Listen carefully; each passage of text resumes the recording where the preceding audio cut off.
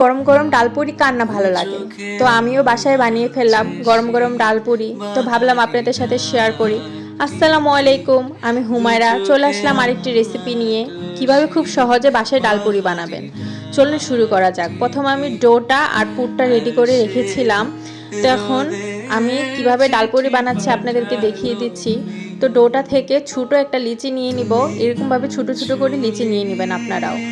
তো এটাকে প্রথমে হাত দিয়ে আমি মাঝখান বরাবর টেনে টেনে বড় করে নিচ্ছি, যাতে মাঝখানটা একটু পাতলা হয়, যাতে পুরটা সুন্দর মতো দিতে পারি। দেখতে পারতেছেন আমি কিভাবে ভাঁজ করে নিয়েছি।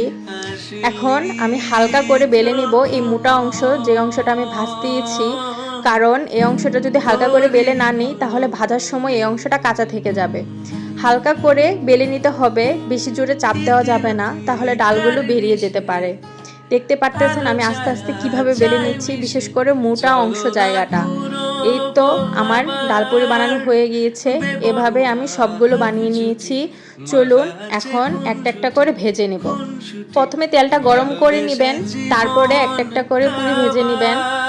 চুলার আঁচটা খেয়াল রাখবেন যাতে লো টু মিডিয়াম থাকে, কারণ বেশি থাকলে পুড়ে যেতে পারে।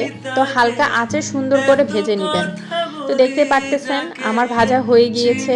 তো আমার ডালপুরি রেডি হয়ে গিয়েছে। কত সুন্দর লাগতেছে দেখতে। যদি এরকম গরম গরম ডালপুরি খাওয়া যায়, কেমন হয়েছে আপনারাও জানাবেন। চলুন একটা পুরি ভেঙে দেখি ভিতরটা কত সুন্দর হয়েছে। তো একটা পুরি ভেঙে দেখালাম, দেখেন ভিতরটা কত সুন্দর, একবারে ডাল পুরে ভরা। তো আপনাদের যদি ভিডিওটা ভালো লেগে থাকে অবশ্যই লাইক কমেন্ট শেয়ার করবেন। ভালো থাকবেন সবাই।